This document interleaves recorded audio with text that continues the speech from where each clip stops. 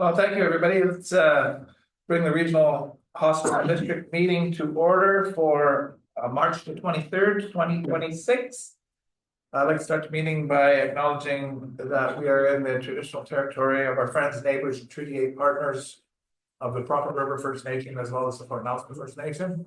And that we recognize the rights in our treaty, and we also celebrate the contributions and enduring presence of the Métis people in our region. Please be advised that this afternoon's meeting is available to the public who attend virtually, is being streamed and recorded. Okay, are there any additions? Yeah, I have one. Okay. I'm looking for my mic. I'm wondering, like, to add the imaging trailer announcement that the Provincial Health Authority posted on Facebook last week. Okay, so is that under new business? So for information, Wherever you wish, Mayor. new business 9.1. Imaging announcement.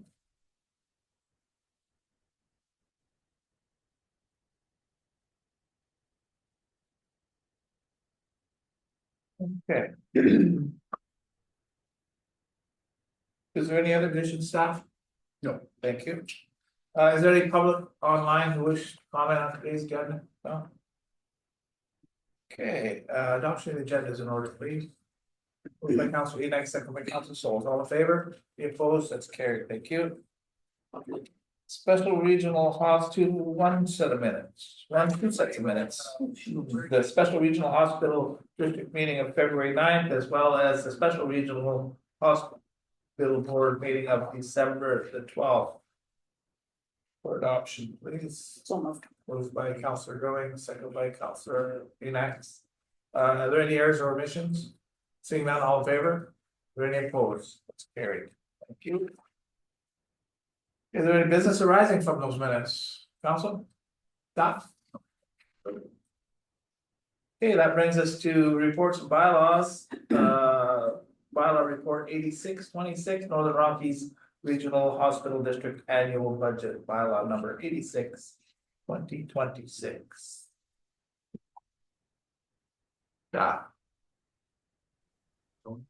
Good afternoon, Mayor and Council. Good. I have been frantically working behind the scenes with Stacy as we realize that the appendix that was attached to the bylaw did not reflect the lower amount for the X-ray machine. So, and we are correcting that appendix as I do my report for you. So we have drafted the hospital district's bylaw for 2026. Hospital districts must adopt their annual budget by March 31st. We are able to do 3 readings and adoption at the same meeting.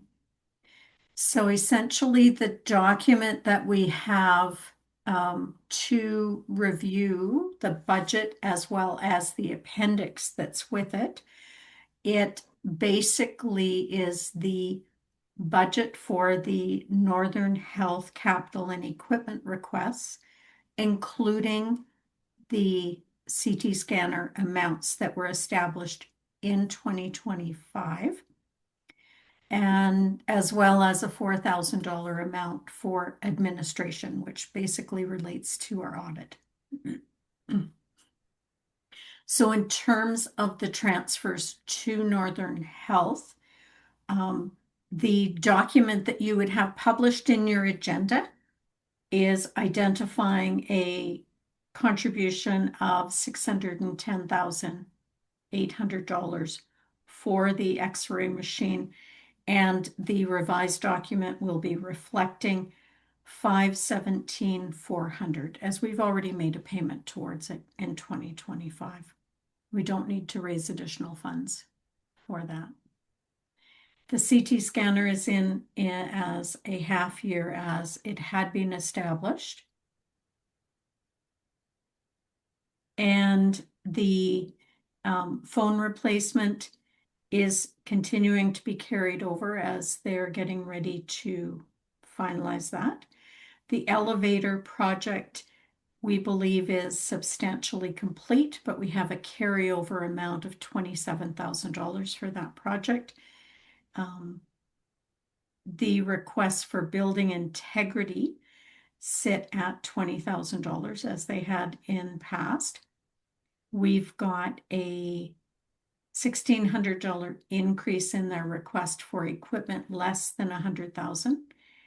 And there's also a request from them that's substantially higher, $152,000 and change for their IT projects. The major IT project that I'm just going to open this up, that they're working on is the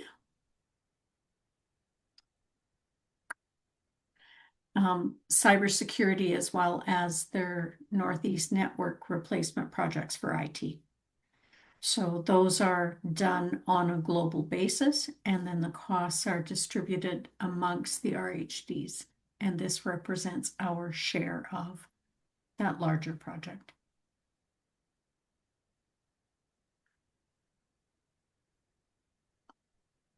Okay, I think that's the expenditures explained. We want to That's talk right. about, do we want to talk about the revenues? Absolutely. Thanks. So we are carrying forward with the same amount of basic property tax as we've had in 2025.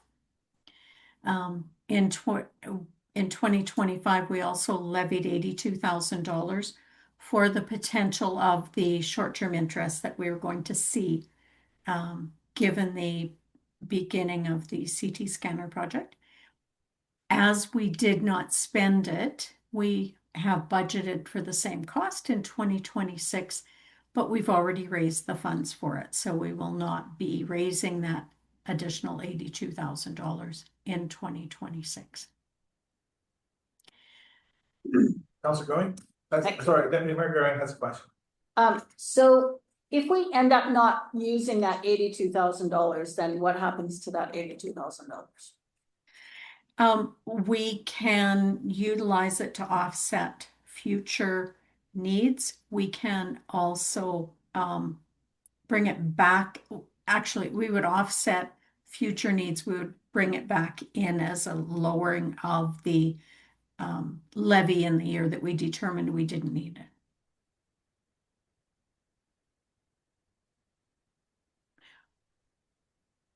We have the capacity, we have the ability through legislation to levy for our, what they're considering operating costs. So the ongoing replacement and renewal that they're doing.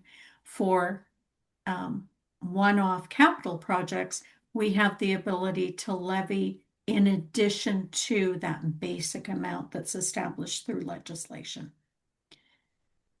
We don't want to lose sight of that money if we're not using it, then for that specific purpose, then yeah, I'm sure that there's a process that would be put in place then to use it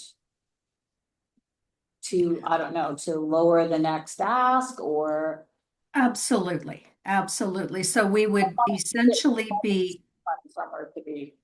The reserve fund would be the actual for the next ask, because the funds that contribute to the RHD. I'll pick up a CT scanner, for instance.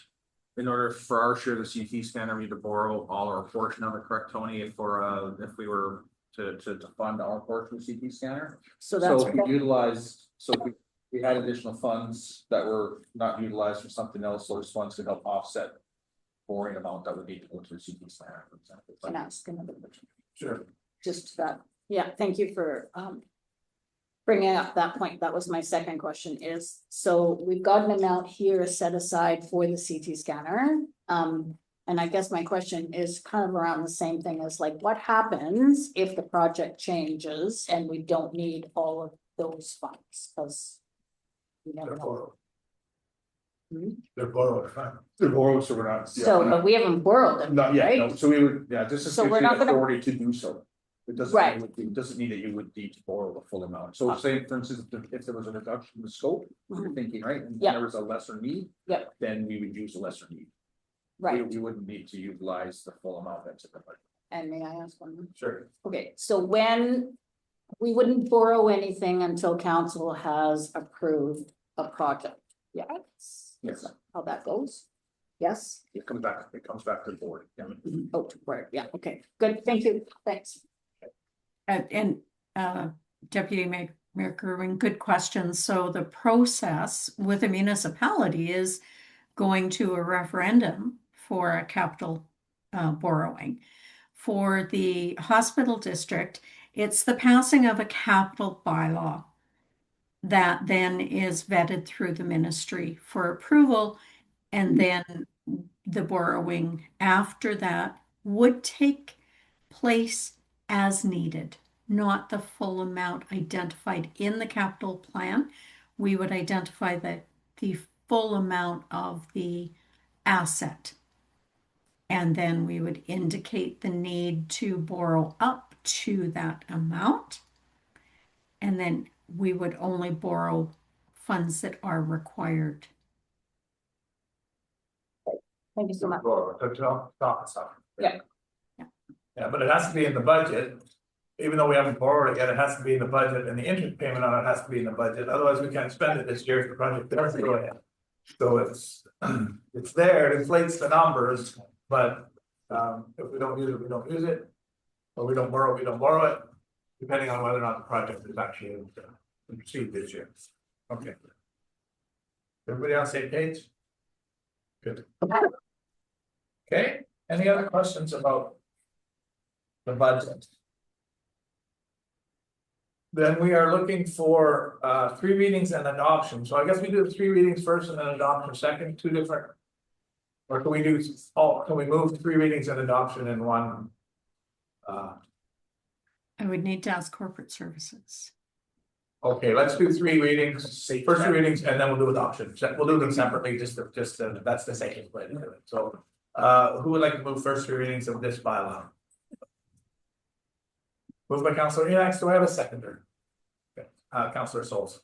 Is there any further discussion on the first 3 readings of the hospital, the regional hospital district?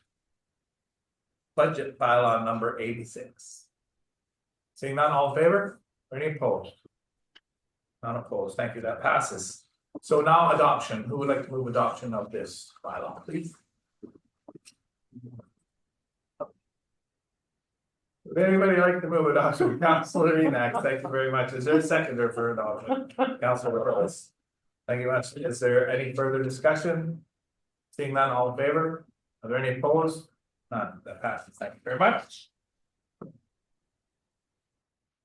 Okay.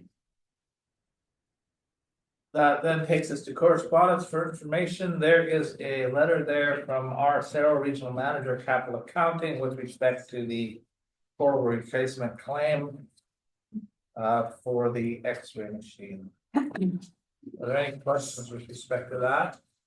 Or should we just receive it for information? Okay, Council, but for information, like Deputy Mayor Gerwin. Actually, we're directors here, but we're directors here. There you go, yep. Yeah, by director, I'm going to run a seconder. Director Souls, thank you very much. All in favor to receive? Receive, thank you. Okay, that's 8.1, 9.1, new business is the imaging announcement. So. I don't think I've seen it yet, so would you like to speak? I would, yes, thank you very much for allowing me to add this to the agenda with such short notice. So late last week, the Provincial Health Services Authority did a beautiful Facebook post of 2 large, huge semi-trailers with this write-up. So it says, did you know that people across British Columbia benefit from 2 incredible mobile medical imaging trailers? One offers MRI services, the other provides CT scans, and together they're making a real difference.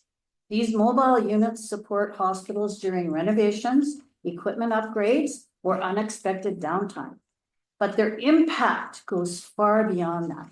Flexibility, deployed to sites undergoing refurbishments or facing service interruptions. Accessibility, brings advanced imaging to rural and remote communities so patients don't have to travel long distances. Rapid deployment, set up quickly to keep essential keyword here, essential services running. Disaster response, mobilized fast to support areas affected by natural disasters. These trailers ensure continuity of care and equal access to vital diagnostics across BC. I have been doing some research into communities, as I don't know that these trailers where they go, because I haven't seen them here.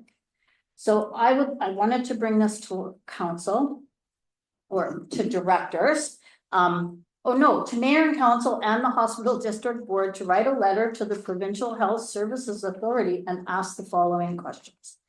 If these trailers ensure continuity of care and equal access to vital diagnostics across BC, have either of these incredible mobile medical imaging trailers been used north of Hope? If so, what is the schedule? Are there any plans for either of these incredible mobile medical imaging trailers to be dispatched to rural and remote communities in northern BC? And please note, Prince George is not northern BC. And how do these mobile units provide equal access when they are not traveling the province? And lastly, as stated, these are vital diagnostic tools that rural and remote residents in northern BC do not have access to without traveling large distances and enduring long wait lists for the MRIs. So please stop telling people that these trailers ensure continuity of care and equal access across BC, because they don't. I would like to propose that we write a letter to them making those points.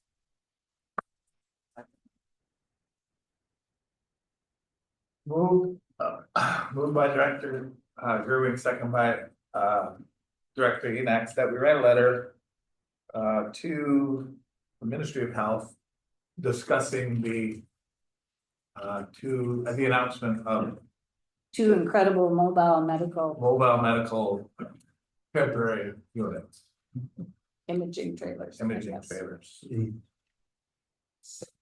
So it's moved and seconded. I gotta speak against this. Okay, you go for it. And then only because I sense you're being sarcastic for all the right reasons. Except I'm just not sure. Our next move with the CT scanner unit is to go to the ministry after Northern Health. We've got Northern Health looking at a portable unit now, and I think we're not calling it portable, we're calling it self-contained. Sorry? Self-contained. Self-contained, we're calling it self-contained. And I worry that writing a letter in this tone and this fashion gets hackles up in Victoria when we're gonna need them to we're gonna need to go to them, I think, at some point and ask for money. So I think we can use the article to our advantage when we do have discussions with you, showing all the points all the positive points that you made, but how incredible these machines are. And how the rest of the province gets the benefit from their use, and we don't. But the way you put it forward, I just don't think I can agree. Councillor Soul, Director Soul, sorry. My take on that is that I think that none of us in the province anywhere had hopes of mobile things until we started pushing and pushing and pushing on it for the last number of years. I wouldn't be surprised that our involvement helped get this idea and give it some traction.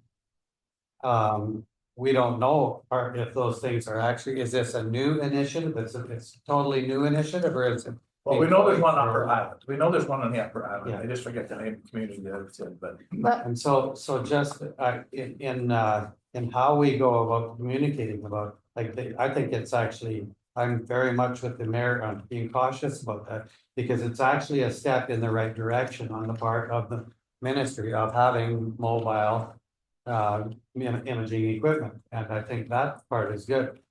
If it ever shows up here, we'll back it to the hospital, pull the axles and wheels off the trailer, sell them on eBay, and, you know, just. Build a building around it. You know, build a building around it, it's great. The point is, this is a very good idea for the province, and we have emphasized this to.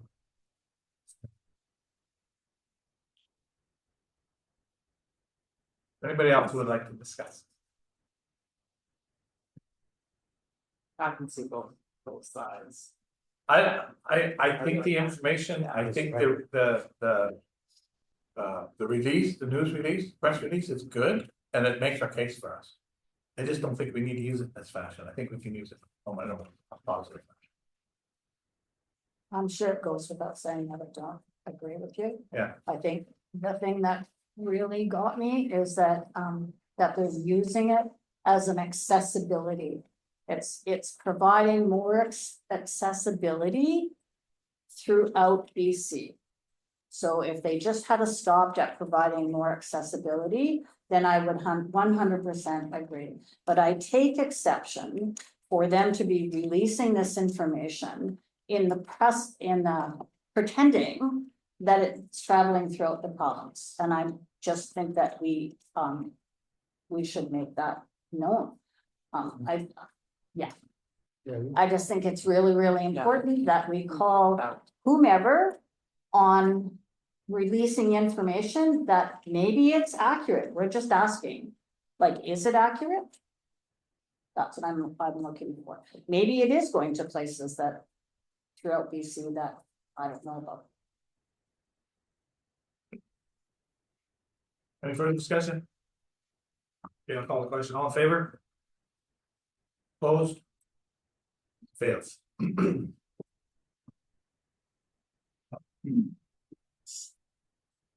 All right, so I think we have a delegation here at 5:30 to speak to us. So we'll hold off, I'll adjourn temporarily this meeting. We've got a closed session to go into, but I'll adjourn this temporarily and I will call, we'll call to order the in-camera regional hospital district meeting. Could I have adoption of the agenda, please? Yeah. Thank you, everybody. There was nothing coming forward from the closed meeting. So there's nothing to rise and report, and so we are adjourned. The regional hospital district meeting is adjourned. Thank you.